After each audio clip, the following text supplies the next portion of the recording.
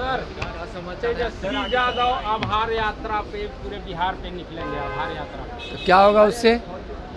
बिहार के लोग उनको अच्छी तरह से जानते हैं कि किस प्रकार से वह राजनीति बिहार के विकास और लोगों की सेवा के लिए नहीं, खुद अपने लिए, अपने परिवार के लिए करते हैं। भ्रष्टाचार को बढ़ावा देने वाले लोग। और आप ध्यान दीजिए, 2020 के विधानसभा चुनाव के अंतिम चरण के मतदान हो गए थे और मतदान के 2 दिन बाद जब लोग परिणाम की प्रतीक्षा कर रहे थे, उस बीच उनको अहम हो गया था, भ्रम हो गया था कि हमारी सरकार बनने वाली है। और आरजेडी के कार्यकर्ताओं ने, उनके नेताओं ने जिस प्रकार से 2 दिन में बिहार में तांडव किया कि आज 25,000 दे दो, नहीं तो 2 दिन के बाद 25 लाख देना पड़ेगा, 2 लाख दे दो, नहीं तो 2 दिन बाद 2 करोड़ देना पड़ेगा। उस तांडव को और गरीबों पर हो रहे प्रहार वो लोग याद रखा है। 15 वर्षों के उस कारनामों को तो लोग के ध्यान में है ही, लेकिन 2020 की जो ताज़ी घटना है उसको लोग याद रखे हुए हैं। इसलिए उनके उस आभार यात्रा या जो भी यात्रा, उससे कोई बिहार के लोगों पर फर्क पड़ने वाला नहीं है। ओवैसी ने महाराष्ट्र में मॉब लिंचिंग की घटना पे कहा है कि हरामजादे लोग एक एक करके नहीं आते हैं, ग्रुप में आते हैं और एक बूढ़े को मारा है। देखिए, मॉब लिंचिंग वहाँ की घटना क्या है न है, वहाँ तो राज्य पुलिस जो होती है वो उसकी तहकीकात करती है, उसकी जांच करती है।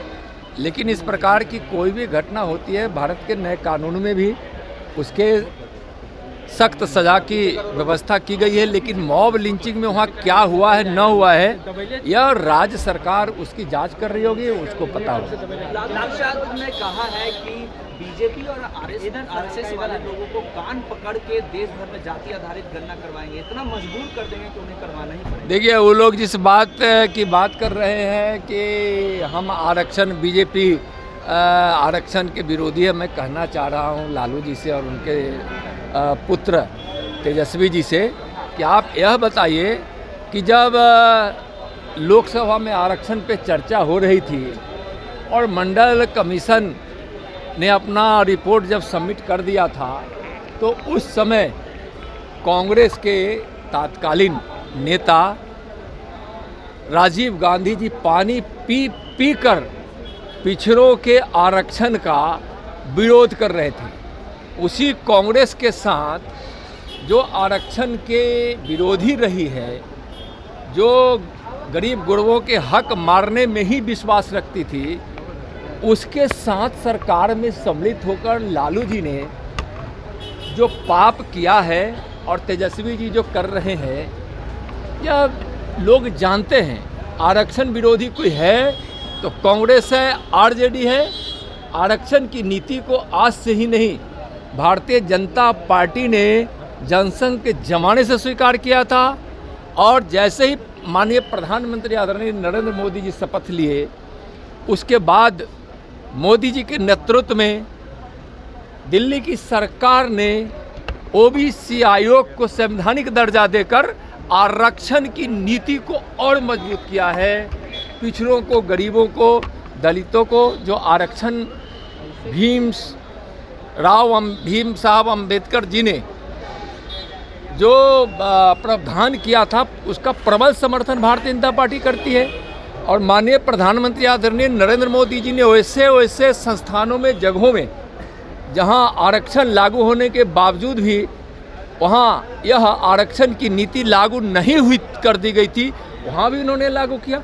क्यों नहीं लालू जी ने पहले लगातार लालू जी और आरजेडी कांग्रेस की सरकार में रही है, क्यों नहीं पिछड़ा वर्ग आयोग को संवैधानिक दर्जा दिया? क्यों कांग्रेस के उस वैसी पार्टी जो लगातार आरक्षण के विरोध करती रही है, उसके साथ गठबंधन की सरकार करती रही? आरजेडी, लालू जी, तेजस्वी, कांग्रेस पिछड़ों के आरक्षण के घोर विरोधी हैं, नाटक करते हैं, दिखावा करते हैं। वो लोग गरीब विरोधी हैं। तेजस्वी यादव कह रहे हैं कि पीएम मोदी विदेश में एक तरफ शांति की बात करते हैं और दूसरी तरफ जो है भाजपा नेता मस्जिद में घुसकर मुस्लिमों को मारने काटने की बात करते हैं। देखिए, भारतीय जनता पार्टी सबका साथ, सबका विकास, सबके सम्मान की बात करती है और यह तुष्टीकरण की राजनीति नहीं करती है। उनका कहना गलत है कि भारतीय जनता पार्टी करती है। भारतीय जनता पार्टी की ऐसी कोई नीति नहीं है। हम तुष्टीकरण नहीं करना चाहते हैं। इस देश में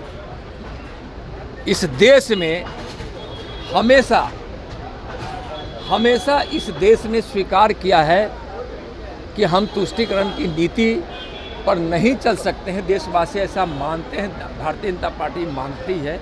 इससे देश को नुकसान पहुंचता है, एकता अखंडता को नुकसान होता है। और आरजेडी के लोग क्या बोलेंगे, क्या आरोप लगाएंगे? कांग्रेस के लोग क्या बोलेंगे जिसके तुष्टीकरण की नीति के कारण देश का बंटवारा हो गया, भारत का विभाजन हो गया।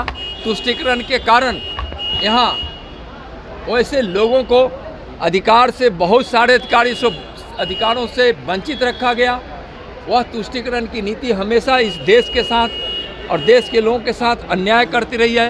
वह पार्टी क्या बोलेगी जो तुष्टीकरण की नीति में ही विश्वास रखती है? आप लोगों को टुटपुंजिया नेता बता रहे थे, तेजस्वी यादव कह रहे हैं कि बोल करके कुछ बन जाना चाहते हैं ये लोग। ना मैं तो अकेले मैदान में आए ना।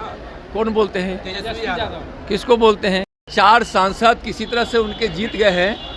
2025 में जिस पार्टी की यहाँ सुपड़ा साफ होने वाला है, जो अपना जनाधार खो दी है, जनता का विश्वास खो दी है, टुटपुंजिया नेता तो वो लोग हैं। जब मौका मिलता है तो लूट खसोट की धंधा पर उतारू हो जाते। वो लोग क्या बोलेंगे तेजस्वी?